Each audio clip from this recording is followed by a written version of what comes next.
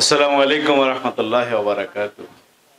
আলহামদুলিল্লাহি কাফা ওয়া সালামুন আলা ইবাদিহিল্লাযিনা ইসতাফা, আমা বা'দ। আজকে Bangladesh Islamic law research and legal aid centre কর্তৃক আয়োজিত ইসলামী ব্যাংকিং এ ক্যাশ ওয়াকফ এ বইয়ের মোড়ক উন্মোচনের সম্মানিত প্রধান অতিথি, ইসলামী ব্যাংক পিএলসির এডিশনাল ম্যানেজিং ডিরেক্টর জনাব জামাল উদ্দিন মজুমদার, বিশেষ অতিথি সুপ্রিম কোর্টের বিশিষ্ট আইনজীবী ব্যারিস্টার বেলায়েত হোসেন, যিনি Bangladesh Islamic law research and legal aid সেন্টারের সেক্রেটারি জেনারেল। এখানে উপস্থিত আছেন ঢাকা বিশ্ববিদ্যালয়ের ইসলামিক স্টাডিজ বিভাগের প্রফেসর ডক্টর ইউসুফ ইবনে হুসাইন, যিনি এই বইয়ের থিসিসের যিনি সুপারভাইজার ছিলেন, আমার কলিগ, যিনি এই বইটি লিখেছেন ডক্টর মোহাম্মদ মেজবাউদ্দিন, এবং সব কিছুর নেপথ্যে যিনি কারিগর আমার পাশে বসা জনাব শহীদুল ইসলাম। আরও একজন বড় গুণী ব্যক্তি এখানে আছেন ডক্টর রব্বানী। সামনে দুইজন বড় ব্যাংকার আছেন, আমার আত্মীয়, আমার মামা, যেন মাহফুজুর রহমান সাহেব এবং শফিকুর রহমান সাহেব, শাহ শামসুদ্দিন সাহেব আছেন এবং জিল্লুর রহমান পাটোয়ারি সাহেব আছেন। প্রিয় সুধীমণ্ডলী, তো আসলে বক্তব্য তো দীর্ঘ দেওয়ার কিছু নাই, সময়ও নাই আমাদের। আমি মনে করি একটা প্রতিষ্ঠানের জন্য এত উন্নত মানের একটা বই বের করতে পারা, এটা একটা বিরাট ঘটনা, একটা বিশাল অ্যাচিভমেন্ট। এবং এটা কিন্তু তথাকথিত গতানুগতিক কোনো বই নয়, এটা ঢাকা বিশ্ববিদ্যালয়ের আন্ডারে একটা বড় মাপের একটা পিএইচডি থিসিস, আপনাদেরকে এটা মনে রাখতে হবে। এবং আগের দিনে আমরা দেখতাম অনেকে ডক্টরেট ডিগ্রি করার জন্য ডক্টরেট ডিগ্রি করত, জীবন ও কর্ম, জীবন ও কর্ম।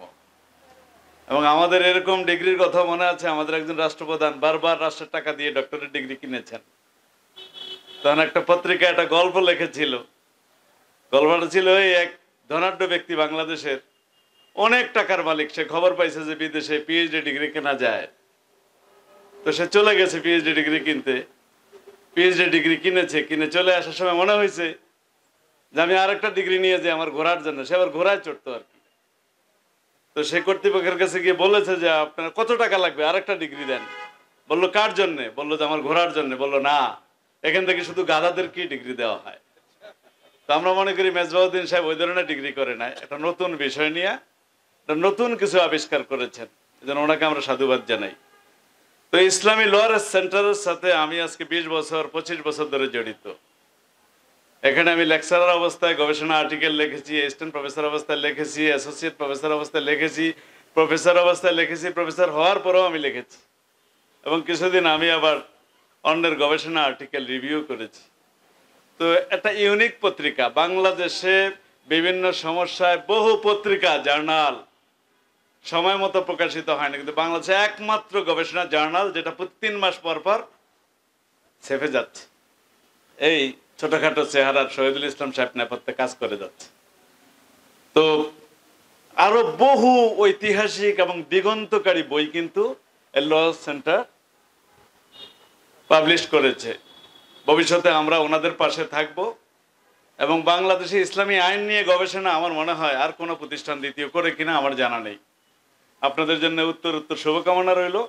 এবং যিনি বইটি লিখেছেন, আপনি আরো বড় মাপের লেখক হন, আপনার এই বই বহুল প্রচলিত হোক, মানুষের মধ্যে ছড়িয়ে পড়ুক, প্রত্যেকের ঘরে ঘরে পৌঁছে যাক, এই আবেদন করে আল্লাহর কাছে সবার জন্য দোয়া কামনা করে আমাদের জন্য দোয়া করবেন। আমার কথা শেষ করলাম। আসসালামু আলাইকুম ওয়া রাহমাতুল্লাহি ওয়া বারাকাতুহু।